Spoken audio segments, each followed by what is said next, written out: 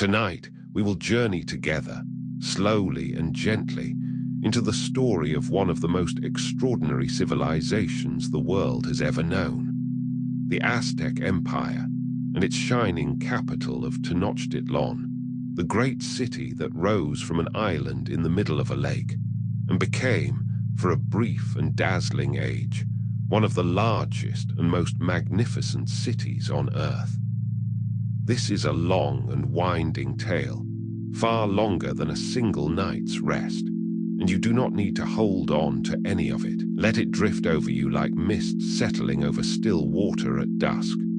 There is nowhere you need to be tonight, and nothing you need to remember.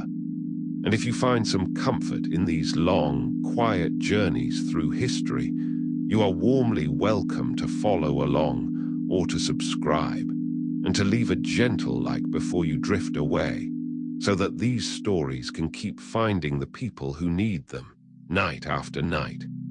So settle in, make yourself comfortable, and let us travel back, across the centuries, to a high green valley ringed by mountains, in the heart of ancient Mexico.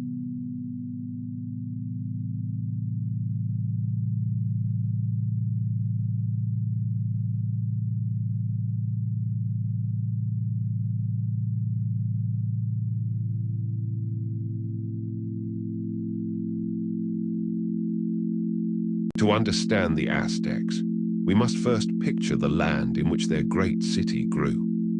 High in the mountains of central Mexico, more than 2,000 meters above the sea, lies a broad and fertile valley, ringed on every side by volcanic peaks, some of them crowned with snow even under the tropical sun. It is a land of clear, thin air and brilliant light, of mild days and cool nights, and in the time of our story, its floor was filled by a vast and shallow lake, shimmering like a mirror beneath the enormous sky.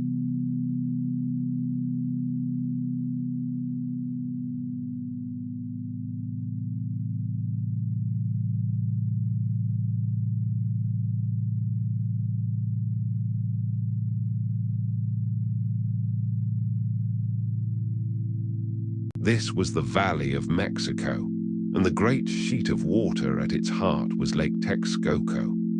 It was not one lake in truth, but a chain of shallow lakes joined together, their waters fringed with reeds and marshes, alive with fish and waterfowl, and dotted with small islands. Around the shores of this lake, for many centuries, people had built their towns and cities, farming the rich soil, fishing the waters, and trading across the lake in canoes. It was one of the most densely settled regions in all of the ancient Americas.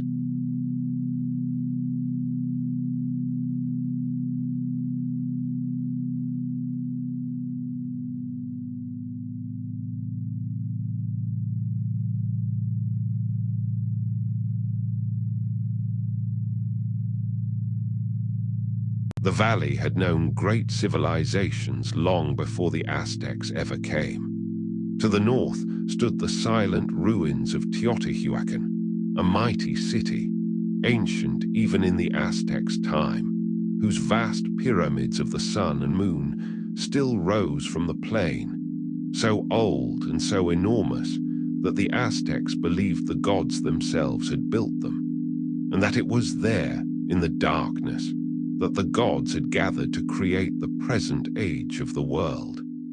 The Aztecs were the inheritors of a long and rich tradition, thousands of years deep.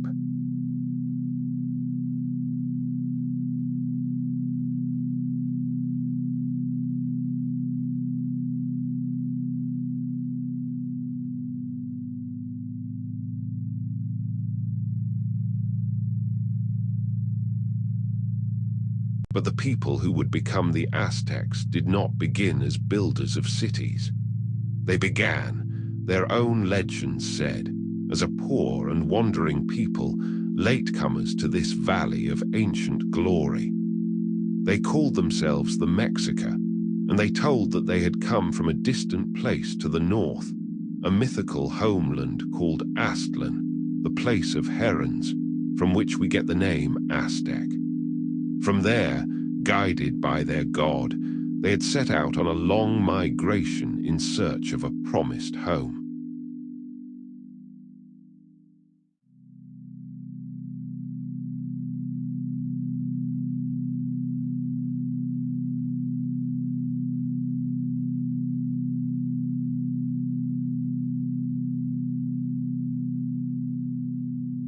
Their god was Huitzilopochtli, the god of the sun and of war, and it was he, the legends said, who led them on their wandering.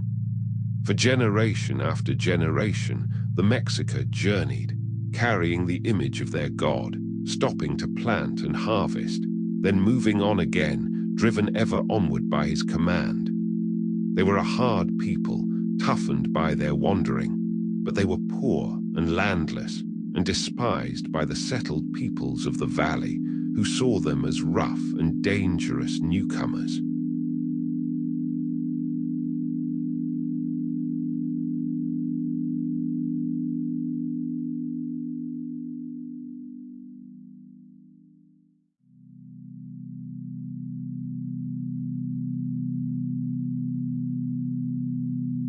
When at last the Mexica came down into the Valley of Mexico, they found it already crowded with powerful city-states who wanted nothing to do with these ragged wanderers. The Mexica were pushed from place to place, allowed to settle only on the poorest and most unwanted lands, and sometimes driven off with violence. They served as mercenaries and laborers for the greater cities, always outsiders, always looking for a place that might at last be their own.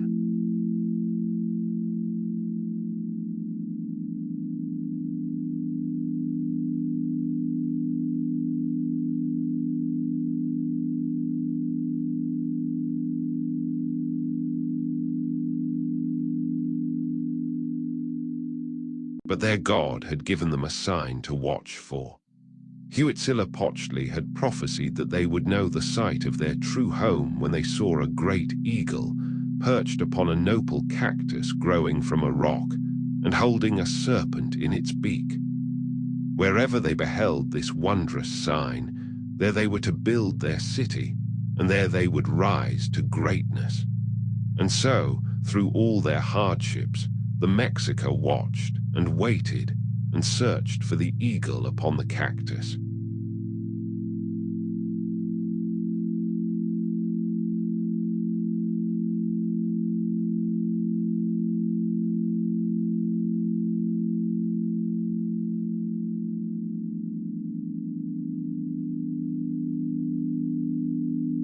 And then, one day, upon a small and marshy island in the western waters of Lake Texcoco, an unwanted place of reeds and mud that no one else desired, the Mexica saw it at last. A magnificent eagle perched upon a nopal cactus that grew from a rock, its wings spread wide in the morning sun. Here, upon this humble island, was the sign their god had promised. Here, at last, was home.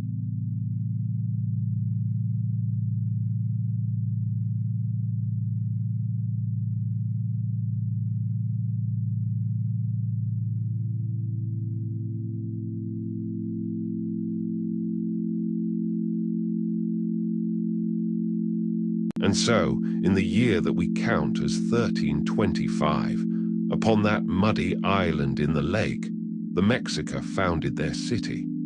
They named it Tenochtitlan, which some say means the place of the prickly pear cactus upon the stone. It was a poor and unpromising beginning, a settlement of reed huts on a swampy island.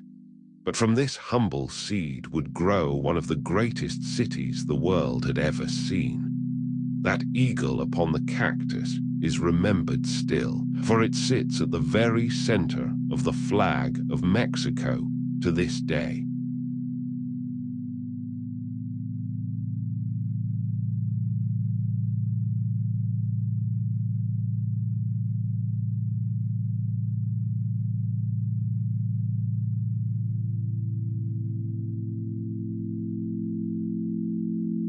The island was small, and much of it was marsh, and at first the Mexica lived hard and simple lives, building huts of reeds and mud, fishing and hunting the birds of the lake, and gathering what they could from the water.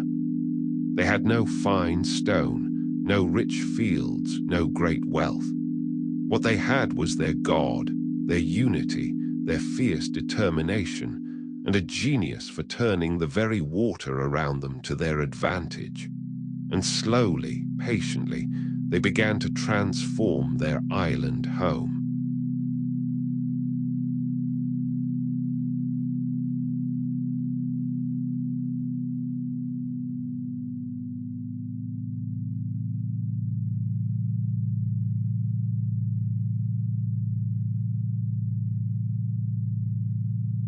Their greatest invention was a way of farming the lake itself. In the shallow waters around the island, they built chinampers, artificial garden islands made by staking out rectangles in the shallows and filling them layer by layer with mud dredged from the lake bottom and rich water plants until they rose above the surface as small, incredibly fertile plots. Anchored by the roots of willow trees planted at their edges, these floating gardens could be farmed year-round and watered constantly by the lake.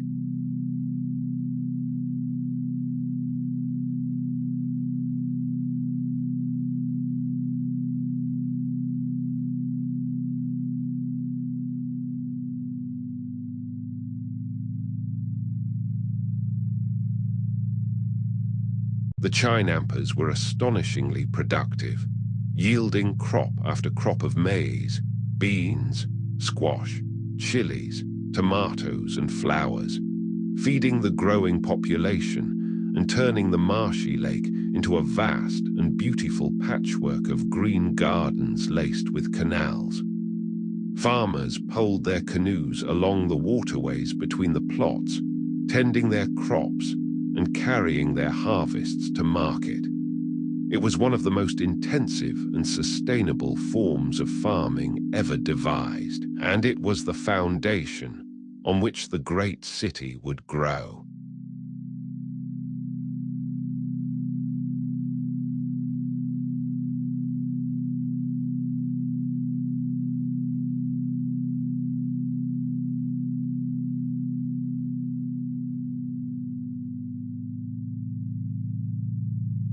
As the city grew, the Mexica built causeways, great raised roads of earth and stone, to join their island to the mainland across the water.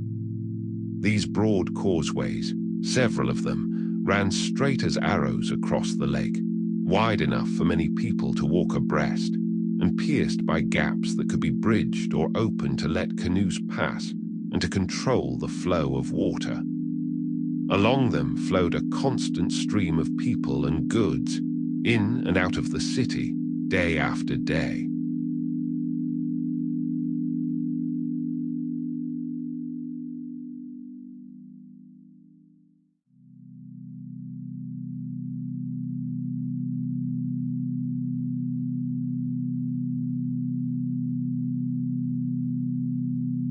They built, too, a great aqueduct to bring fresh, sweet water from springs on the mainland into the heart of the city, for the lake water itself was too salty in places to drink. And they dug a network of canals throughout the city, so that Tenochtitlan became a city of water as much as of land, its streets and its waterways running side by side, its people moving about as often by canoe as on foot. Later visitors would marvel at it and compare it to the great water city of Venice, far away across the sea.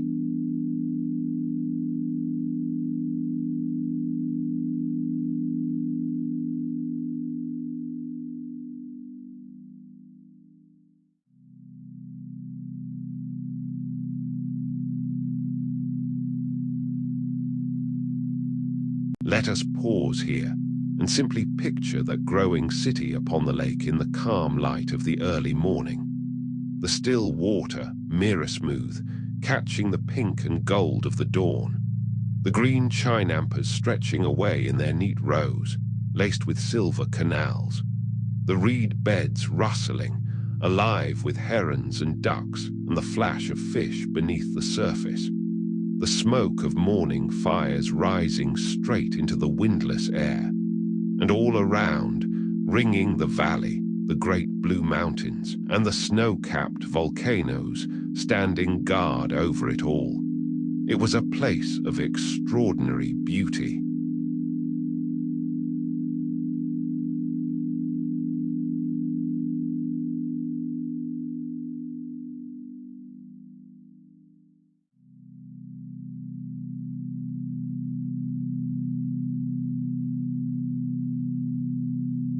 For its first century, though, Tenochtitlan was not yet a great power, but a subject city, paying tribute to a stronger neighbor, the mighty city of Azcapotzalco, which dominated the valley. The Mexica served their overlords as soldiers, fighting in their wars, growing in skill and in numbers, but still bound and still subordinate. Their proud spirit chafed under this servitude, and they waited and grew stronger for the day when they might break free.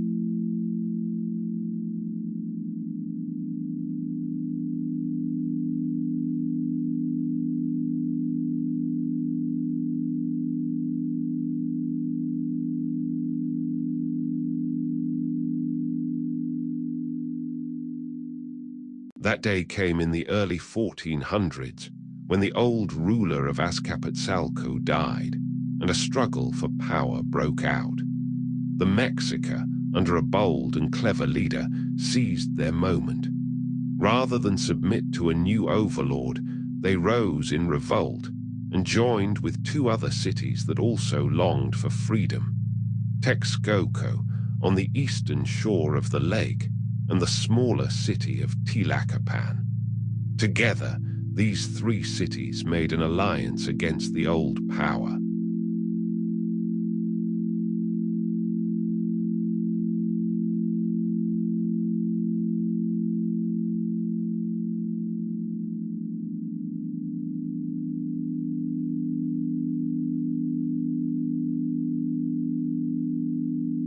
In the war that followed, the alliance triumphed, and mighty Azcapotzalco was defeated and cast down. And out of that victory was born the alliance that would rule central Mexico for the next 100 years. The triple alliance of Tenochtitlan, Texcoco, and Tlacopan. Though all three were partners, it was Tenochtitlan, the city of the Mexica, that would soon grow to dominate the others. And it is this alliance, led by the Mexica, that we remember today as the Aztec Empire.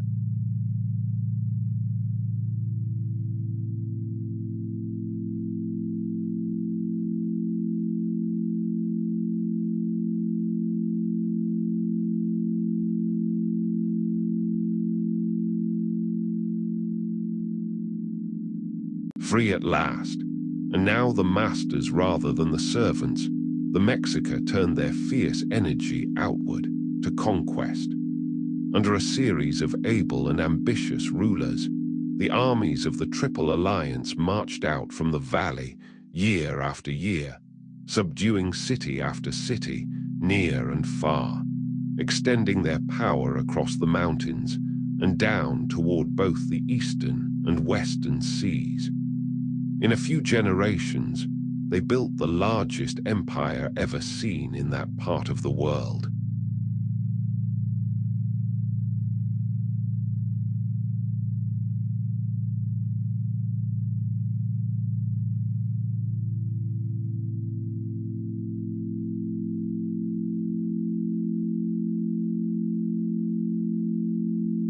The Aztec Empire was not an empire like Rome, with governors and standing armies planted in every province. It was, above all, an empire of tribute. When the Aztecs conquered a city, they usually left its local rulers in place, and its people to their own customs and gods, demanding only one thing: that they pay regular tribute to the Aztec capital and provide warriors when called. Refuse or rebel, and the armies would return, and the punishment would be terrible.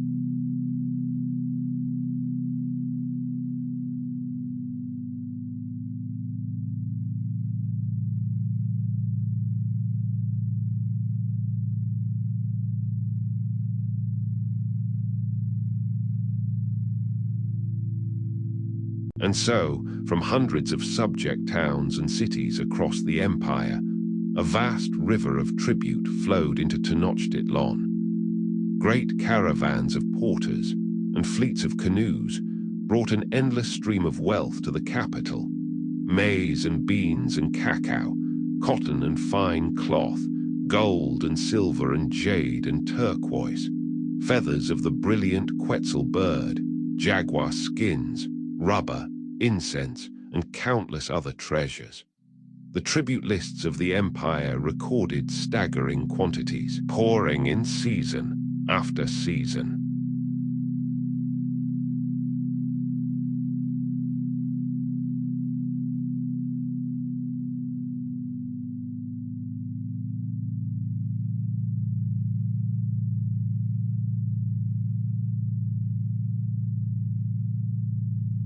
This wealth transformed Tenochtitlan from a humble island town into a dazzling imperial capital. With the labor and riches of the empire, the Mexica rebuilt their city on a magnificent scale, raising great temples and palaces of stone, laying out broad plazas and gardens, until, by the time it reached its height, Tenochtitlan had grown into one of the largest cities in the entire world, with a population that may have reached 200,000 people or more, larger than almost any city in Europe at the time.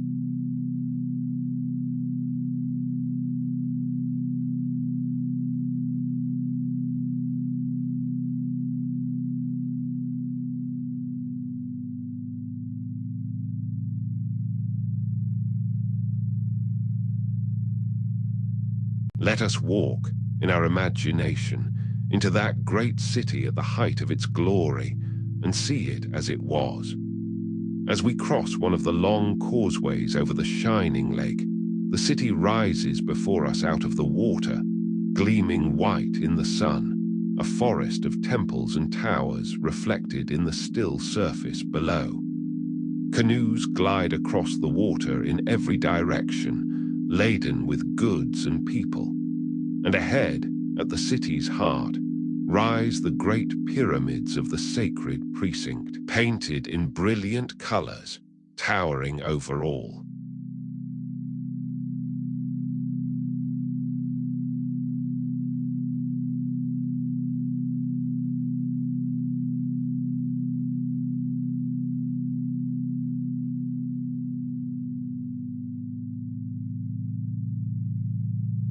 The city was laid out with care, divided into 4 great quarters by its main avenues and canals, which met at the center. Its streets were clean and orderly. Its houses, from the humble reed and mud homes of the commoners to the sprawling stone palaces of the nobles, stood in neat rows along the streets and canals. Everywhere ran the waterways, busy with canoe traffic, and the walkways beside them thronged with people going about their day. Visitors from across the sea would later say they had never seen a city so large, so clean, and so well ordered.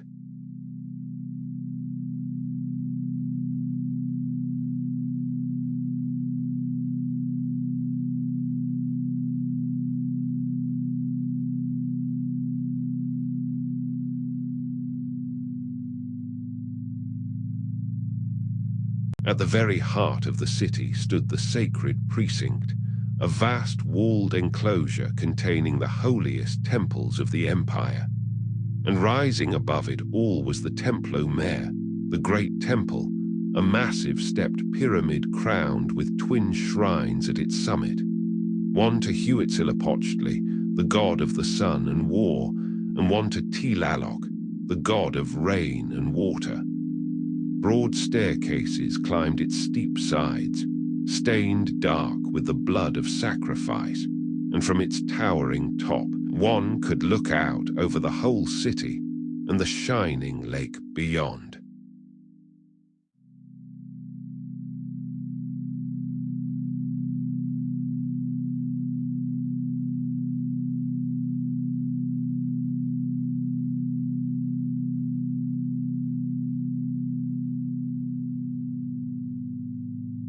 Around the great temple stood many others. Temples to other gods, round towers, racks of skulls, a great ball court where a sacred game was played, and schools for the priests and the young nobles. This sacred center was the beating heart of the Aztec world, the place where the human and the divine met, where the great festivals of the year unfolded, and where the priests performed the rituals they believed kept the sun moving and the world alive. To enter it was to stand at the very center of the universe, as the Aztecs understood it.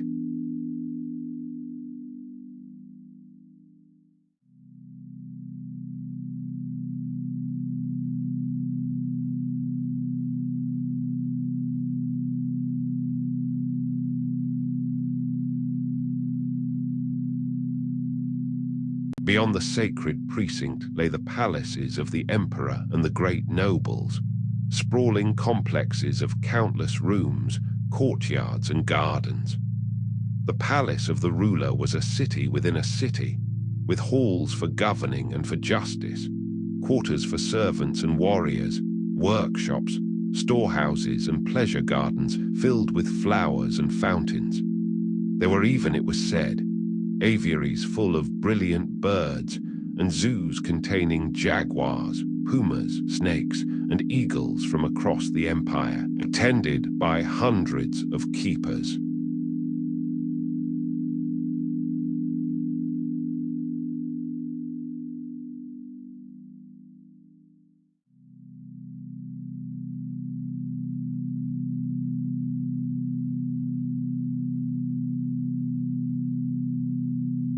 But perhaps the most astonishing sight of all, to those who saw it, was the great market.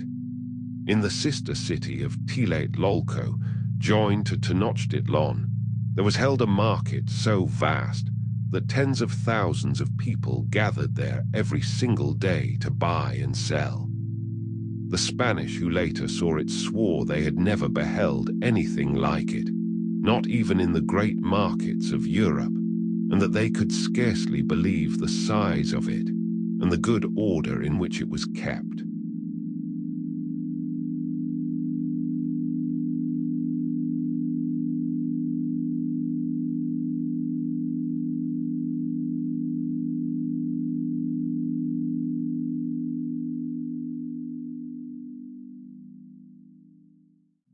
In that great market, laid out in orderly rows, one could find everything the empire produced. There was food of every kind: maize, beans, chilies, tomatoes, fish, turkeys, dogs, game, fruits, and honey. There was cloth and clothing, sandals and rope, pottery and tools, gold and jewels, feathers and dyes, herbs and medicines, firewood and building stone, and slaves for sale. There were barbers and food sellers and porters for hire. And over it all, officials watched to ensure fair dealing and to settle disputes on the spot.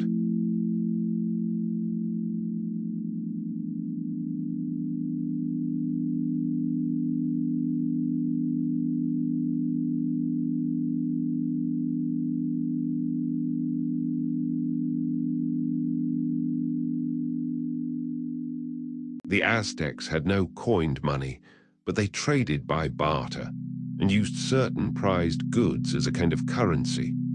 Cacao beans, from which chocolate was made, served for small purchases, and lengths of fine cotton cloth for larger ones. Chocolate itself, a bitter, spiced drink quite unlike our sweet version today was a luxury of the nobles and warriors, prized and even sacred.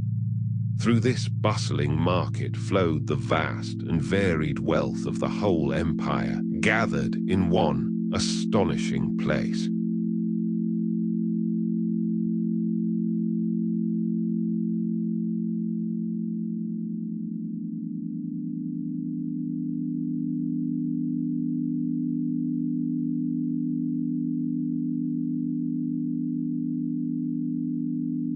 Let us imagine, gently, an ordinary day in this great city upon the water, and drift through it slowly, for there is a deep peace in picturing the quiet rhythms of a world so long ago. Picture the first pale light of dawn spreading over the valley, the snow on the distant volcanoes catching the pink of the rising sun, and the vast lake lying still and silver in the cool morning air, while the city slowly begins to stir.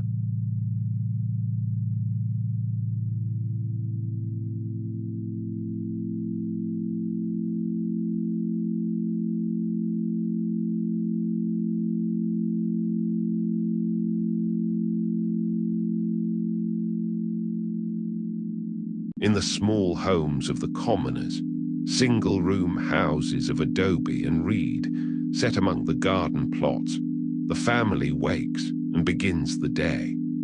The woman of the house kneels to grind the maize on a stone and pats out the dough into thin, flat cakes to cook upon a clay griddle over the fire, filling the air with the warm smell of tortillas. A simple breakfast is taken, perhaps a maize porridge, and the family gives thanks to the gods before the work of the day begins.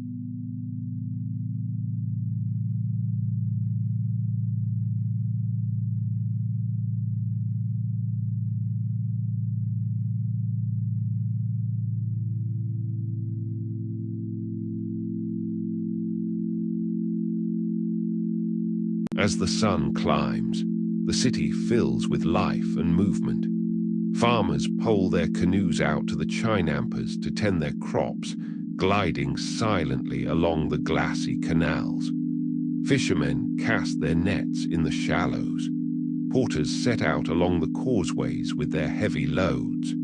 Canoes laden with produce converge from every direction upon the great market.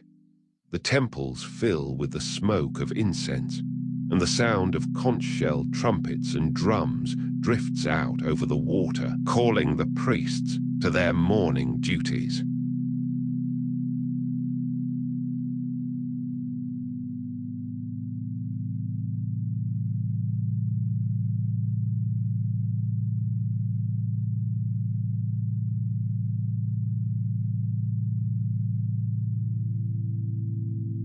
By midday, the market roars with the bustle of tens of thousands, and the plazas throng with people going about their business, while the great temples rise white and shining above it, all in the brilliant noon light. The nobles pass in their fine cloaks, the warriors in their proud array, the priests in their dark robes, their hair long and matted. Children run along the walkways, women chat by the canals. The whole vast, ordered life of a great city hums beneath the enormous sky.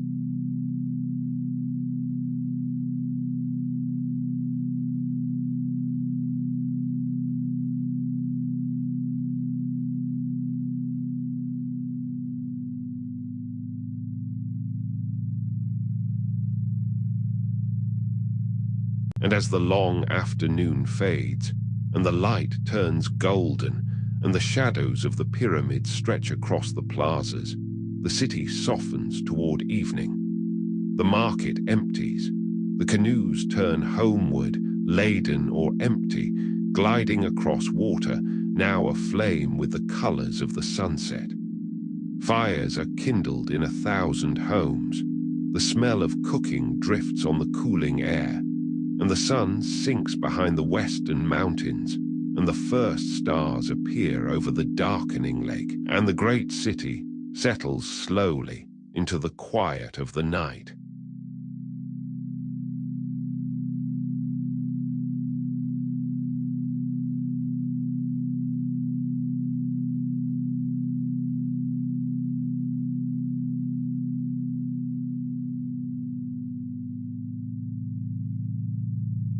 To understand the Aztecs, we must try to enter gently into the world as they saw it, for their religion shaped every part of their lives.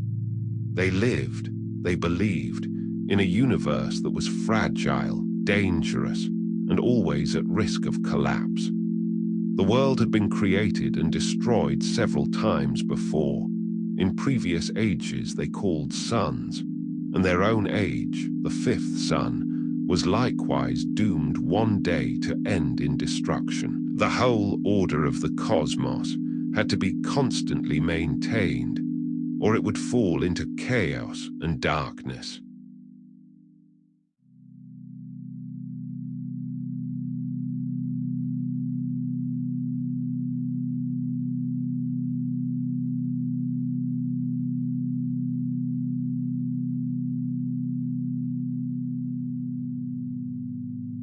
They told a great myth of the 5 suns, the 5 ages of the world. In the first age, they said, the world was ruled by one sun and peopled by giants until it was destroyed by jaguars. The second age was swept away by hurricanes, the third consumed by a rain of fire, the fourth drowned in a great flood, in which the people were turned into fish. Each age, each sun, had risen and flourished and been destroyed in its turn, and their own age, the fifth, would one day meet its end as well, in earthquakes and famine.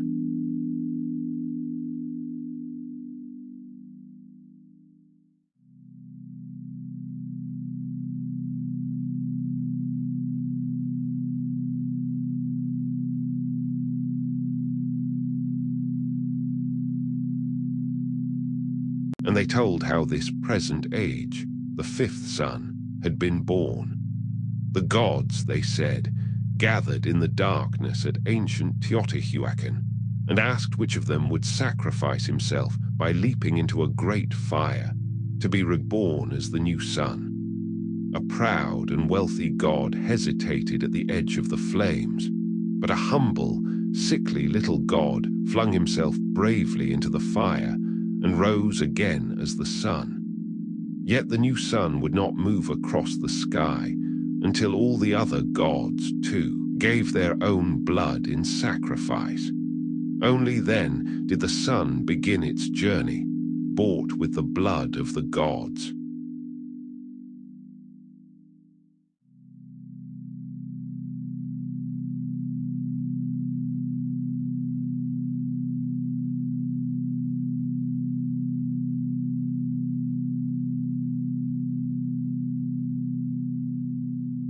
This was the deep root of everything. The sun moved only because the gods had died for it, and it would keep moving only if humankind repaid that sacrifice in kind. To the Aztecs, then, the offering of blood was not senseless cruelty, but the repayment of a cosmic debt, the sacred price of keeping the sun in the sky and the world from ending. Understanding this myth is the key to understanding the Aztec heart and its mingled beauty and terror.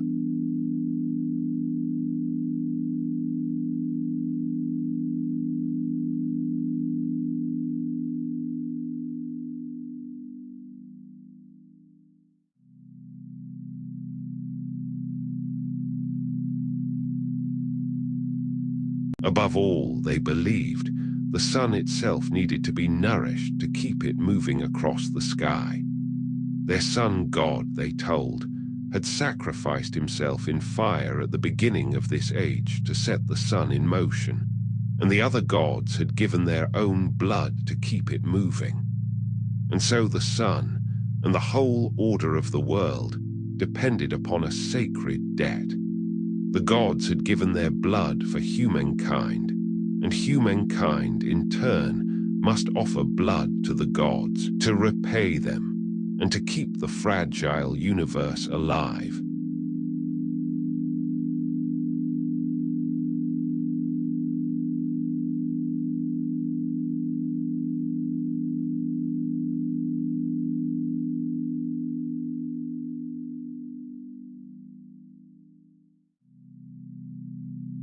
This belief lay behind the practice for which the Aztecs are most remembered and most misunderstood: human sacrifice.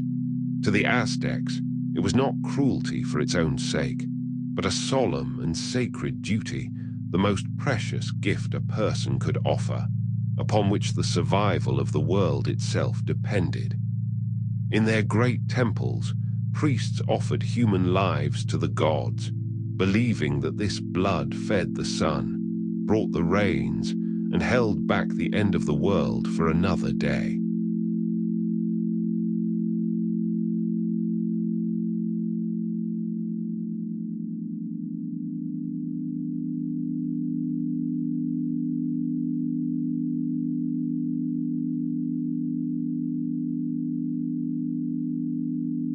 Most of those sacrificed were captives taken in war, and this shaped the whole nature of Aztec warfare.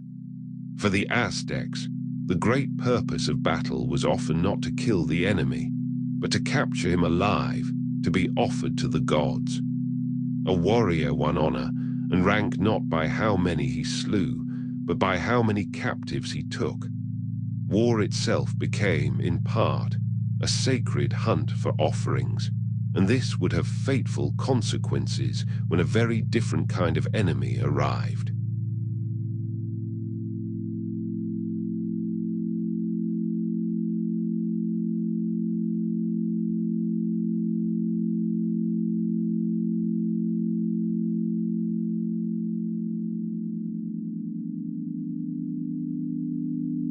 It is easy, from our distance, to recoil from this, but we should try to understand it as they did, as a people living in genuine terror that the sun might not rise, that the rains might not come, that the world might end, and believing with all their hearts that these terrible offerings were what held the darkness at bay.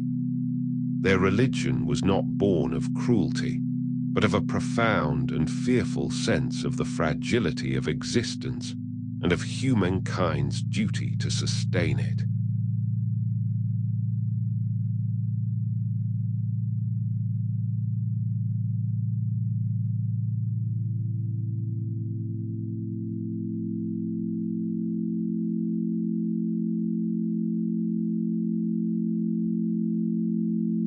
The Aztecs worshipped a vast host of gods, hundreds of them, governing every force of nature and every part of life.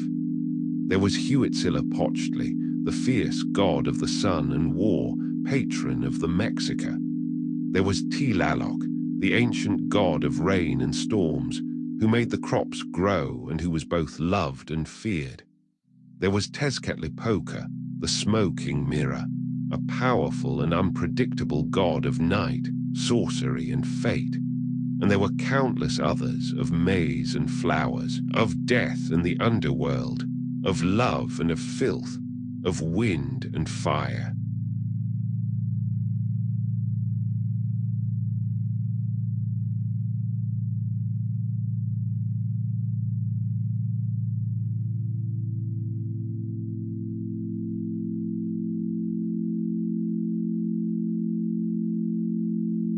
Among the greatest was Quetzalcoatl, the feathered serpent, one of the most ancient and revered gods of all Mexico.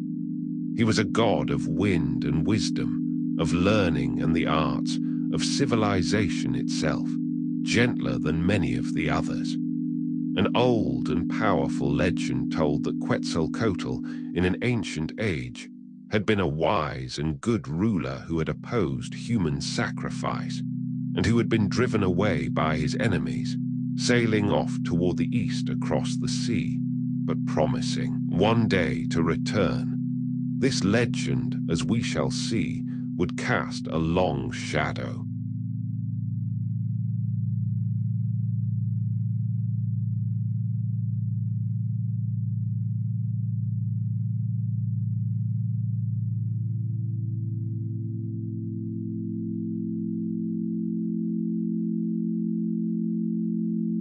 rhythm of Aztec life was governed by their calendars, in which they were deeply learned. They kept two great cycles at once, a solar year of 365 days, divided into 18 months of festivals, and a sacred ritual count of 260 days, used for divination and for naming. These two cycles turned together like great wheels, meeting only once every 52 years, a moment of enormous significance and dread.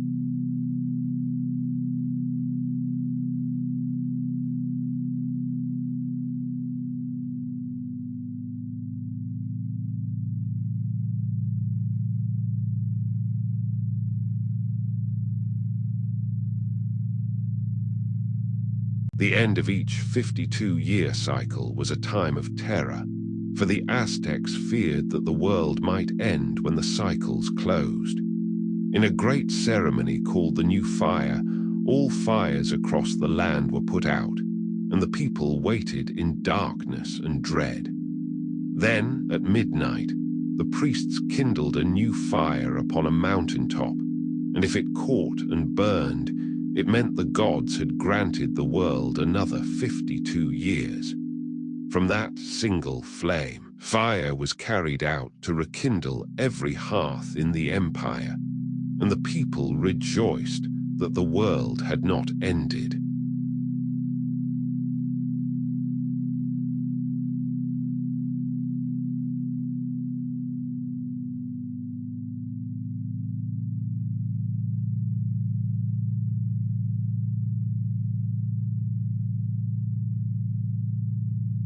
Aztec society was strictly ordered, like a great pyramid, with the ruler at its peak. At the very top stood the Tlatoni, the emperor of Tenochtitlan, whose title meant the one who speaks. He was not merely a king, but a near-divine figure, chosen from the royal family by a council of nobles, and regarded as the link between his people and the gods. His power was immense, his person surrounded by elaborate ceremony, and ordinary people were forbidden even to look upon his face.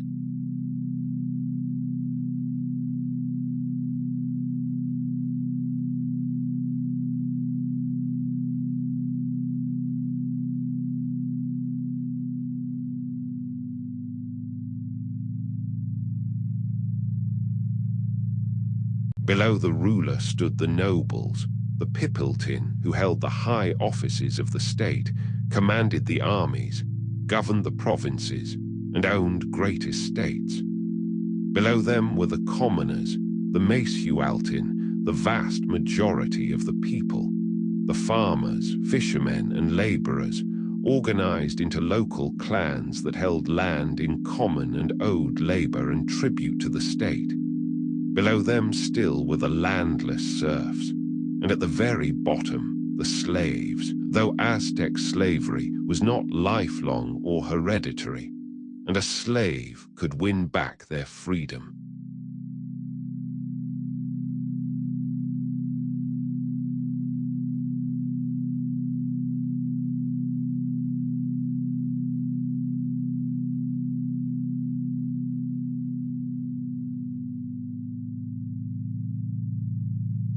Between the nobles and the commoners stood other important groups. There were the Pochdecker, the long-distance merchants, who traveled great distances to trade in far-off lands, and who also served as spies and diplomats for the empire, a wealthy and privileged class with their own laws and gods. And there were the skilled craftsmen, the goldsmiths, the feather workers, the lapidaries who carved jade and turquoise, whose exquisite creations were treasured throughout the empire.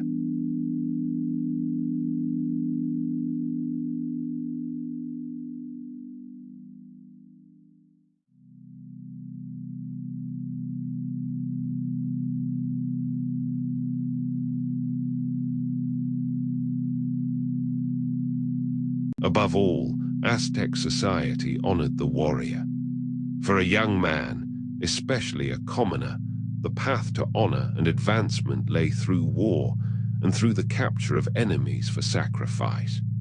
The greatest warriors joined elite military orders, the fierce eagle warriors and jaguar warriors, who dressed in costumes of feathers and skins to take on the power of those animals, and who formed the shock troops of the Aztec armies.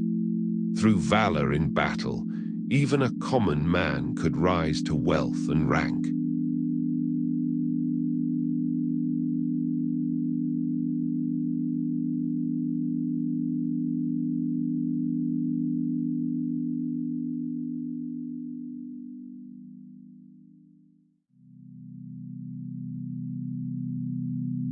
The Aztecs took the education of their children with great seriousness, and remarkably, nearly every child, noble and commoner, boy and girl, received some formal schooling, which was unusual in the ancient world.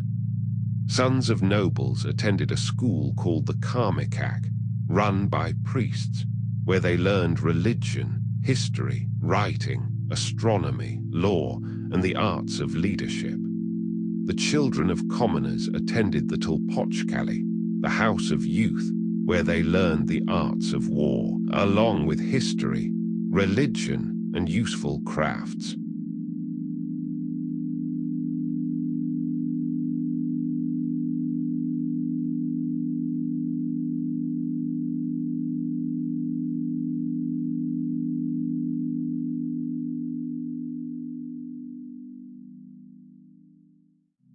Aztec discipline, especially of the young, was strict, even harsh, and their moral teaching was earnest and demanding. Parents and elders instructed the young at length in the virtues they prized: humility, hard work, self-control, respect for elders and gods, moderation in all things, and the avoidance of excess. Some of the most beautiful surviving Aztec writings are the words of fathers and mothers to their children, full of tender wisdom about how to live a good and honorable life.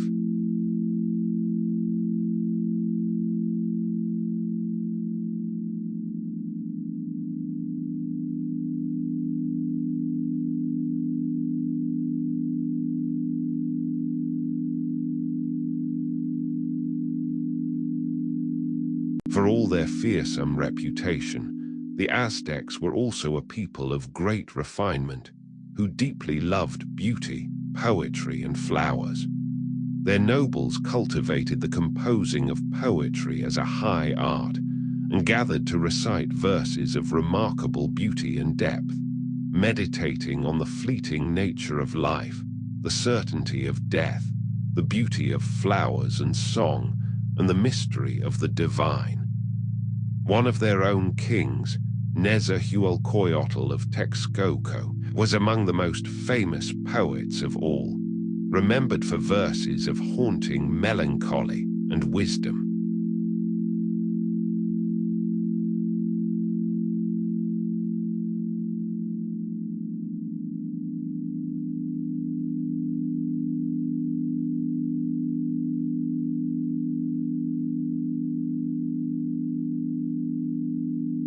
They recorded their knowledge in books called codices, made of bark paper or deerskin, folded like screens, and painted with a vivid picture writing of glyphs and images in brilliant colors. In these books they kept their histories, their calendars, their maps, their tribute records, their religious knowledge, and their genealogies. Tragically, most of these precious books would later be destroyed, but the few that survive give us glimpses of the richness of the Aztec mind and of a people who treasured knowledge and memory.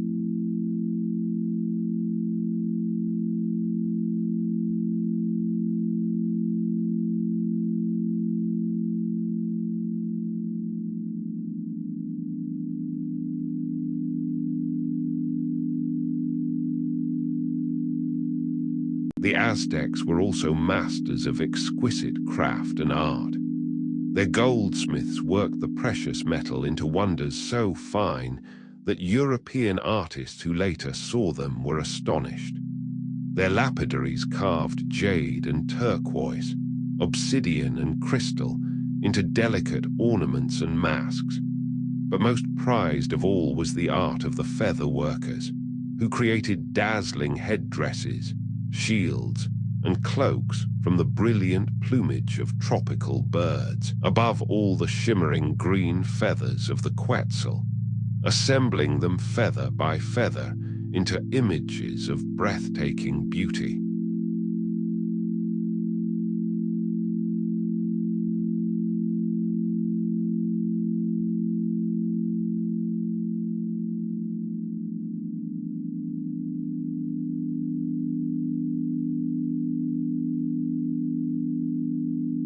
And woven through their sacred life was the Ballgame, an ancient game played across this land for thousands of years, upon a special court shaped like a great capital letter I.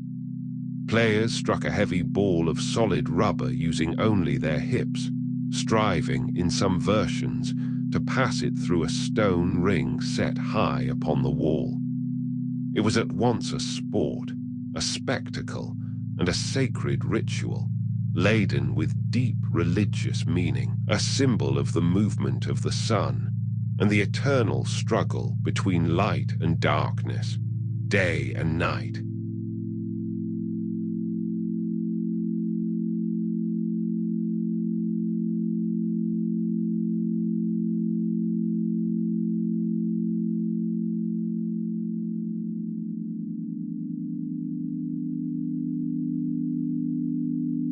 And so we see that the Aztecs were far more than the fierce warriors and sacrificers of their fearsome reputation. They were farmers and poets, engineers and astronomers, merchants and craftsmen, devoted parents and earnest moralists who had built, in a single valley, in the space of a few generations, one of the most sophisticated and remarkable civilizations of the ancient world. And at the head of it all, as the 16th century dawned, stood a ruler at the very height of his empire's power and glory.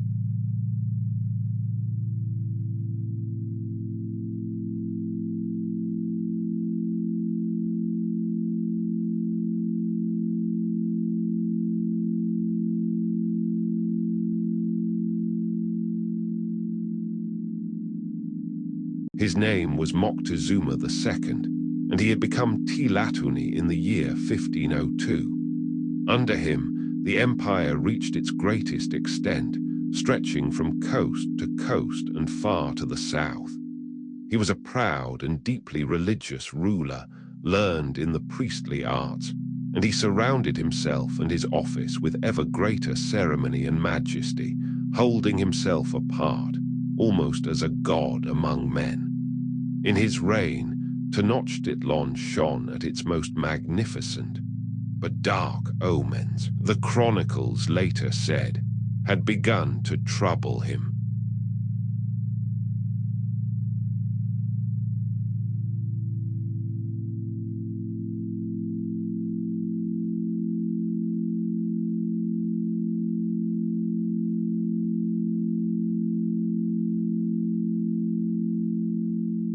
For in the years before the strangers came, it was said, strange and terrible portents appeared. A great comet blazed in the sky. A temple burst into flame for no reason, and the fire could not be quenched. The lake boiled up without wind. A weeping voice was heard in the night, crying for the children of the city.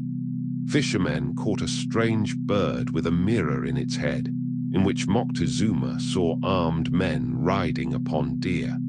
Whether these tales are true or were remembered afterward, they speak of a people who came to feel that some great doom was approaching.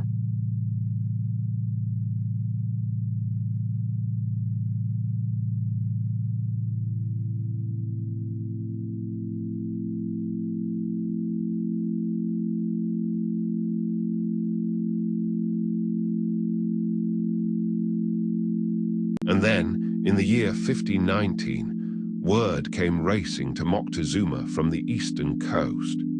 Strange men had arrived from across the sea, in great houses that floated upon the water, with pale skin and beards, clad in shining metal, bearing terrible weapons that thundered and killed at a distance, and riding upon great beasts the like of which had never been seen.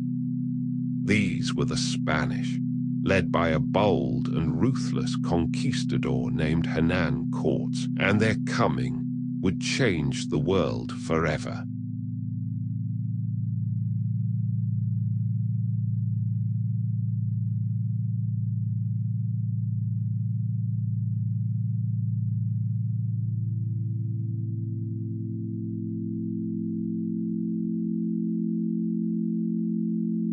Cortes had sailed from the Spanish colony of Cuba with only a few hundred men, a handful of horses, and a few cannon, seeking gold and glory in this newly discovered land. He was daring, cunning, and utterly determined.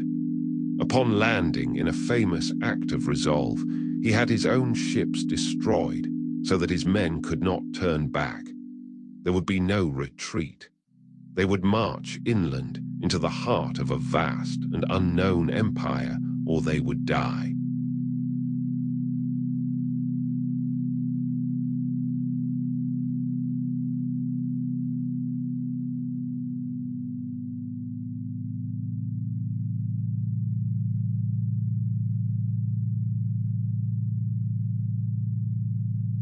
Moctezuma, hearing of these strangers, was gripped by doubt and dread.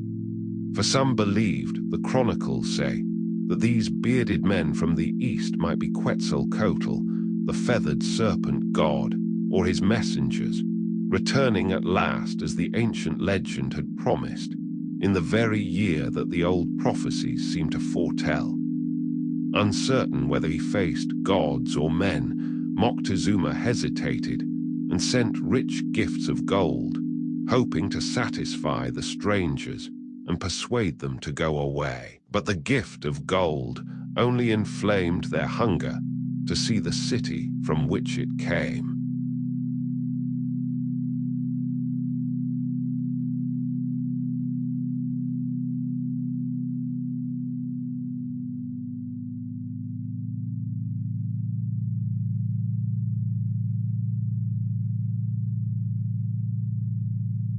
As Cortes marched inland from the coast, toward the great city he had heard of, he gained a companion who would prove as valuable to him as an army. A native woman the Spanish called Dona Marina, and whom history remembers as La Malinche. She spoke both the Aztec language and the Maya tongue, and quickly learned Spanish, and became Cortes' interpreter, his guide, and his advisor. Through her, Cortes could speak to the peoples of Mexico, understand their quarrels, and turn them to his advantage.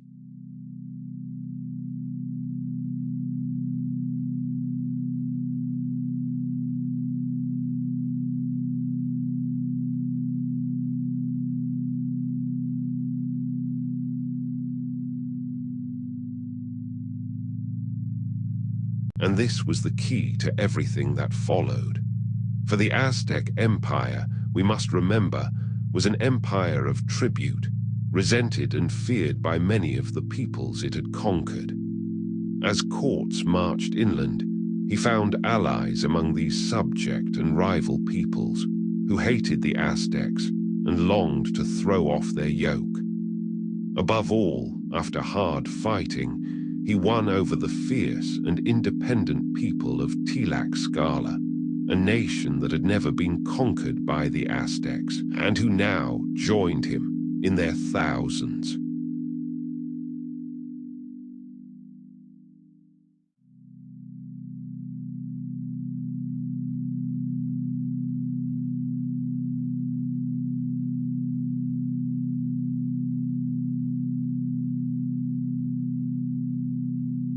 This is the truth that lies behind the astonishing story that followed. Cortes did not conquer the Aztec Empire with a few hundred Spaniards alone. He conquered it at the head of a great army of native allies, tens of thousands of them, who saw in the strangers a chance to destroy the empire that oppressed them. The fall of the Aztecs was, in large part, a rebellion of the peoples of Mexico against their Aztec overlords, with the Spanish at its head.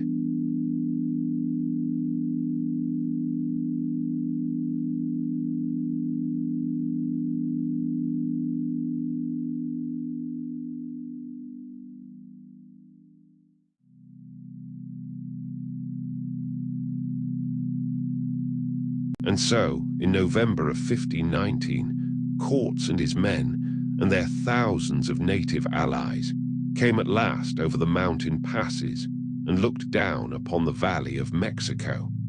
And there below them, shining upon its lake, ringed by mountains, laced with causeways, crowned with its gleaming temples, lay the great city of Tenochtitlan.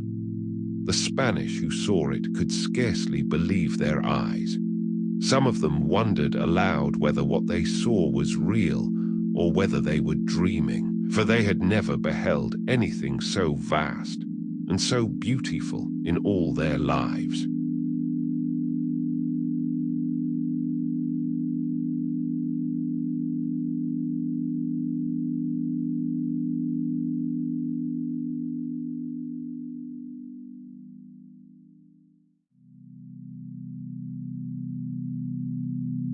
They descended and marched across one of the great causeways toward the city, through crowds of astonished onlookers who came out in their canoes and lined the walkways to see the strangers and their fearsome beasts.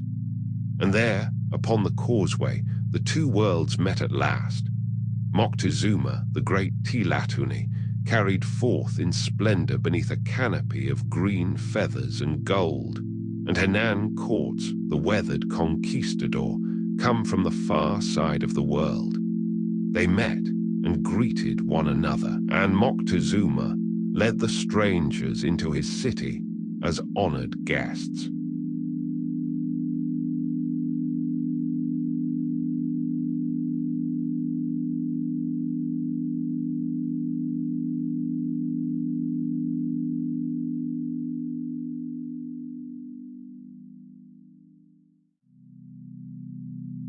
Moctezuma lodged Cortes and his men in a great palace in the heart of the city, and for a time an uneasy peace held.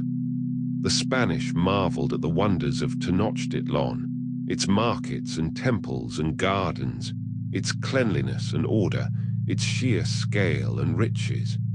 But they were also horrified by the human sacrifices they witnessed atop the great temple, and they hungered always for the gold that glittered everywhere around them. They were guests, but armed and dangerous guests, deep within a city of hundreds of thousands, far from any hope of rescue.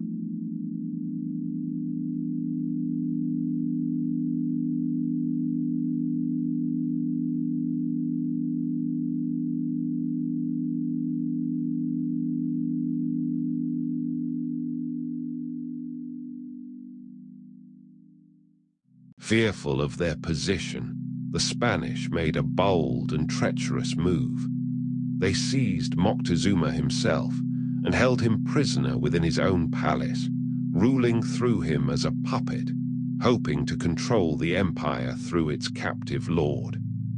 For a time, the strange arrangement held, the great emperor a hostage in his own capital, issuing commands at the stranger's bidding, while his people watched, confused and increasingly angry, and the tension in the city grew and grew, like a storm gathering over the lake.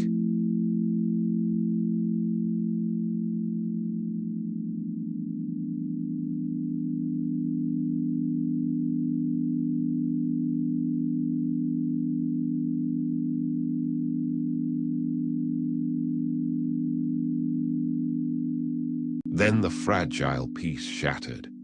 While Cortes was away from the city, dealing with a rival Spanish force upon the coast, the Spaniards he had left behind fearing an uprising during a great religious festival, fell upon the unarmed Aztec nobles as they danced and celebrated in the sacred precinct and massacred them.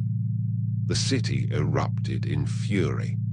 The people of Tenochtitlan rose in open revolt, and the Spanish found themselves besieged in their palace, surrounded by an enraged population that now wanted only their deaths.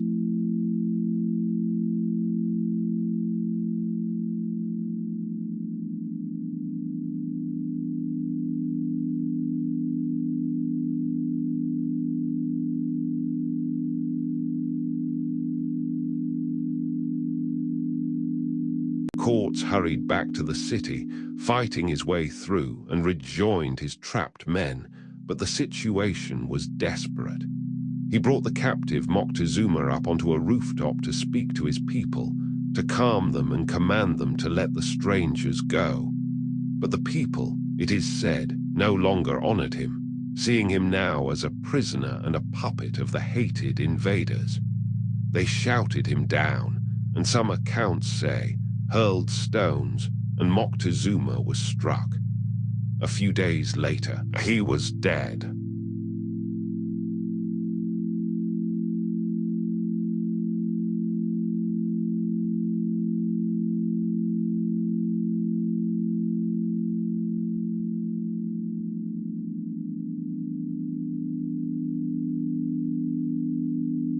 How exactly Moctezuma died is uncertain. The Spanish said his own people killed him with stones and arrows. Many Aztecs later said the Spanish killed him when he was no longer of use to them. Either way, the great emperor, who had ruled at the height of his empire's glory and had let the strangers into his city, died a broken captive, and his death removed the last restraint upon the fury of his people. The city now rose as one to destroy the invaders utterly.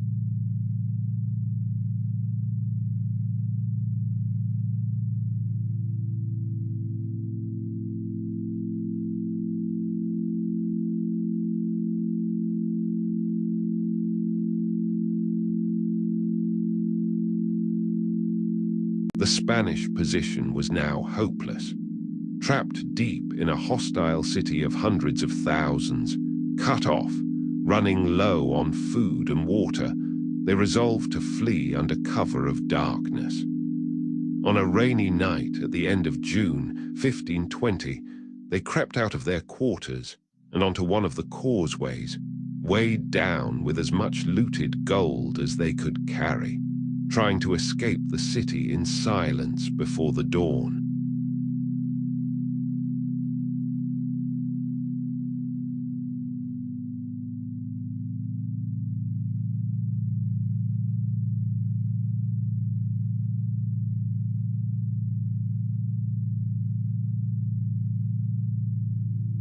But they were discovered. The alarm was raised, drums thundered from the temples, and the Aztecs fell upon the fleeing Spanish from every side, attacking from the causeway and from a swarm of canoes upon the water.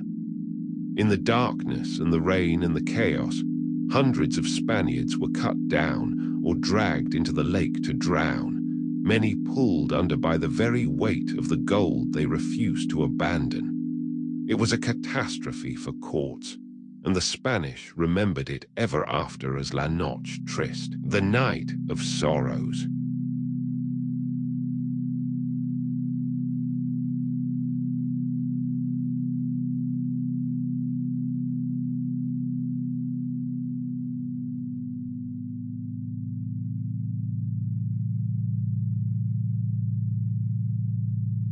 Cortes escaped with only a remnant of his force, and it is said that he wept beneath a great tree at the edge of the lake, gazing back at the city that had so nearly destroyed him. The Aztecs had won a great victory and driven the hated strangers from their city. Had the story ended there, the empire might have endured. But the strangers had brought with them an ally more terrible than any army, an invisible killer against which the Aztecs had no defense at all.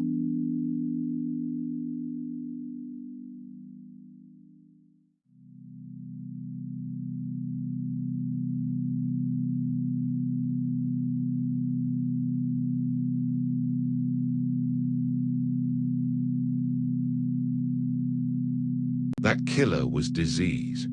The Spanish had brought with them, without knowing it, the germs of the old world. Smallpox, above all, a disease unknown in the Americas, against which the native peoples had no immunity whatsoever. As the Aztecs celebrated their victory, smallpox began to spread through Tenochtitlan, and it swept through the crowded city like fire through dry grass, killing with horrifying speed and in horrifying numbers.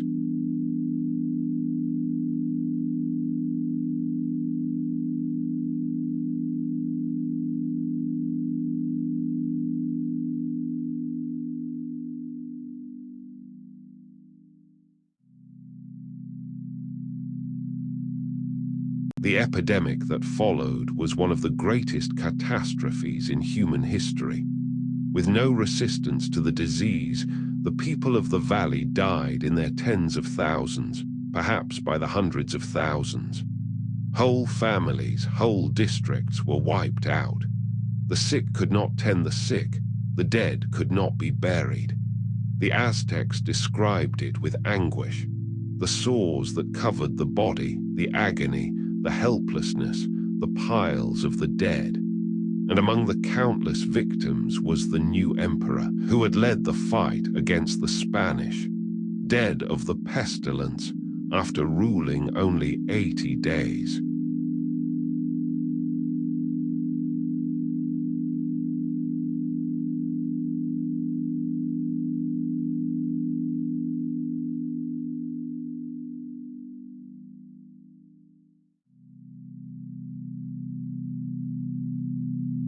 The plague shattered the Aztecs at the very moment they needed all their strength, killing their leaders, their warriors and their people, and breaking their spirit and their capacity to resist. Meanwhile, Cortes, safe among his Tlaxcalan allies, regrouped, gathered reinforcements, and prepared to return. And this time he came with a plan to take the city not by marching in, but by surrounding it, cutting it off, and strangling it into submission from the water and the land alike.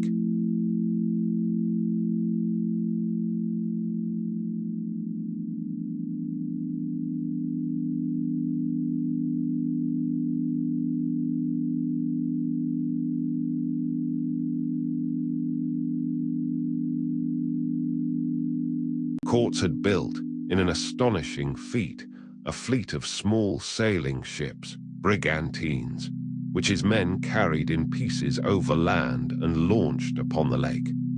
With these ships, he could command the water, cut the causeways, and destroy the canoes upon which the city depended. In the spring of 1521, with his ships upon the lake and his great army of Spaniards, and tens of thousands of native allies upon the causeways, he began the siege of Tenochtitlan.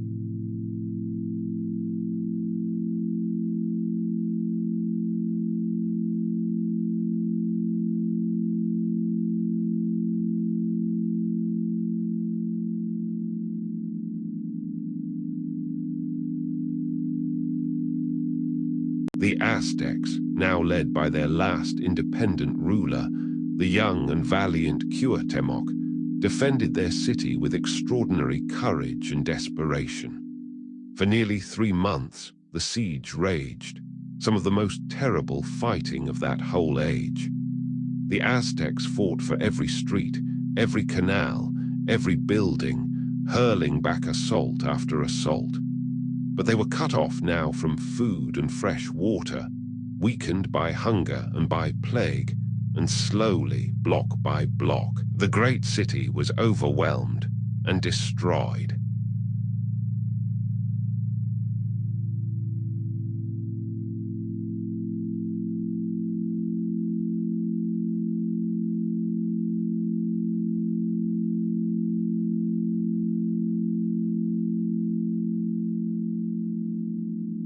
It was a fight to the bitter end, of appalling suffering. Within the city, the people starved and sickened and died in vast numbers, reduced to eating whatever they could find, yet still they would not surrender.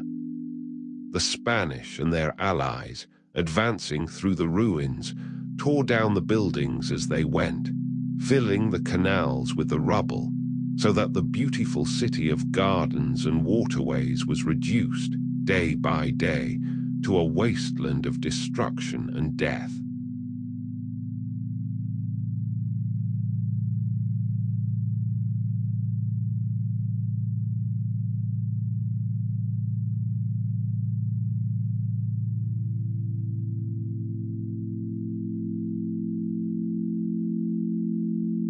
At last, in August of 1521, after 93 days of siege, the resistance collapsed. The young Emperor Cuauhtemoc, trying to escape across the lake by canoe to carry on the fight, was captured. With his capture, the defense ended, and the great city of Tenochtitlan, which had risen from a muddy island to become one of the wonders of the world, fell at last to Cortes and his allies. The Aztec Empire was no more.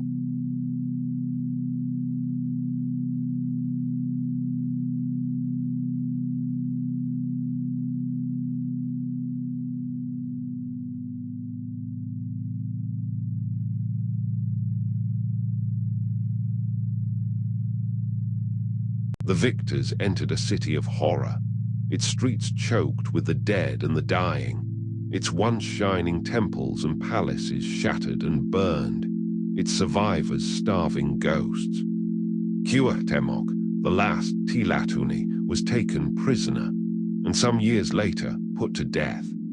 And so ended, in fire and plague and blood, the empire of the Mexica, less than 200 years after that first eagle had been seen upon the cactus, and only 2 years after the strangers had first appeared upon the coast.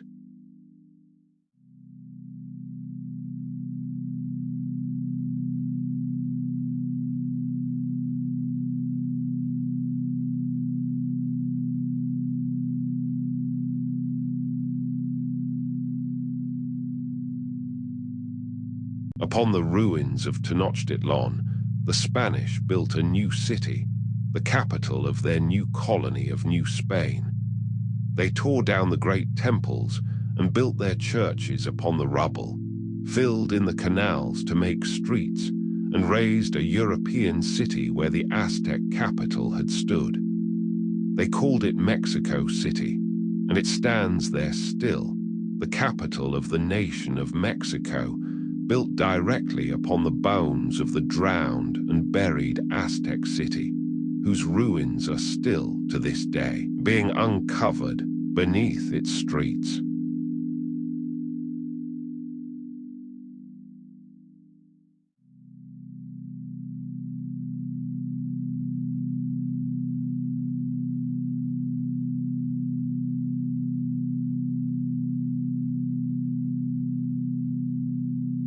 The lake itself, in time, was drained away, and today Mexico City sprawls, vast and dry, across the valley where the shining waters once lay.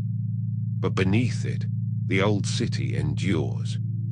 In the very heart of the modern capital, beside the great cathedral, the ruins of the Templo Mayor have been unearthed, and one can stand there, amid the noise of the living city, and look down upon the foundations of the Great Pyramid where the Aztec priests once greeted the rising sun.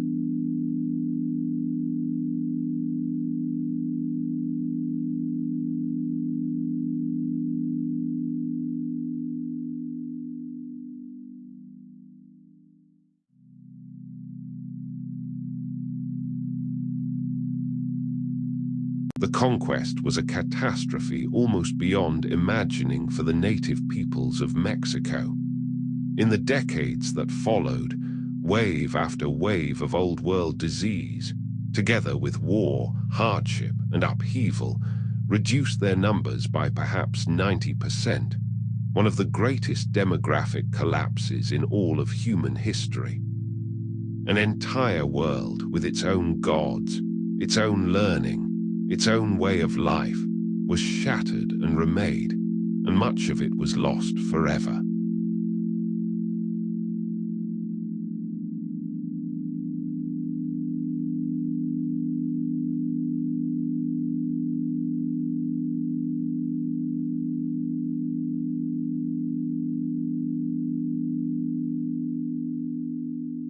And yet the Aztecs did not vanish. Their blood, their languages, their foods, their customs, and their memory live on. Millions of people in Mexico today are their descendants, and the Aztec language, Nahuatl, is still spoken by well over 1 million people. Words from that language have traveled around the whole world: chocolate, tomato, avocado, chili, coyote. The foods the Aztecs cultivated feed the world, and the memory of their civilization is woven deep into the identity of modern Mexico.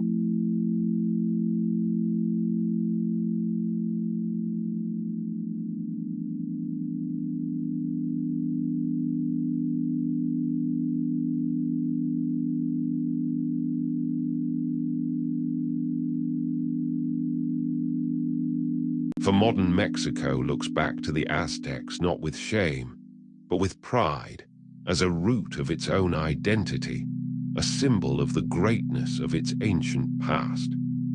The very name of the country, Mexico, comes from the Mexica themselves, and that ancient sign, the eagle perched upon the cactus with a serpent in its beak, the sign that led a wandering people to their island home so long ago, sits at the very center of the Mexican flag to this day, flying over the nation that grew upon the ruins of Tenochtitlan.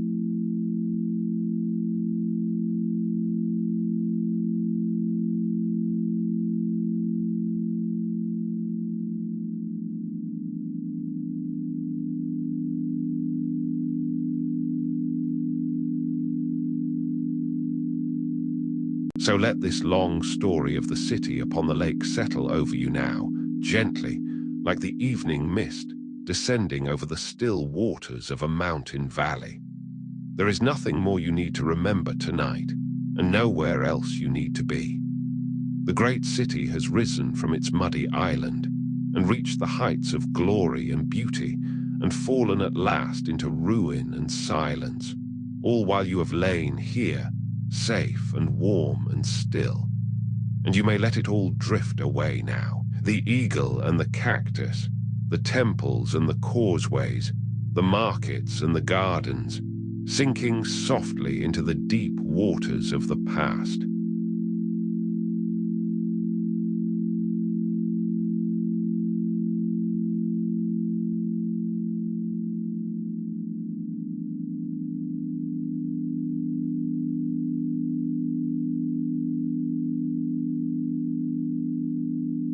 Let your breathing settle now, slow and soft, and even like the gentle lapping of the lake against the chinampers in the quiet of the night.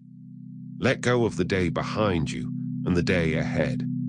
There is nothing to hold and nothing to do, only the quiet and the darkness, and the deep and patient rest that has closed in its time over every city and every age of the world, even the brightest and the proudest.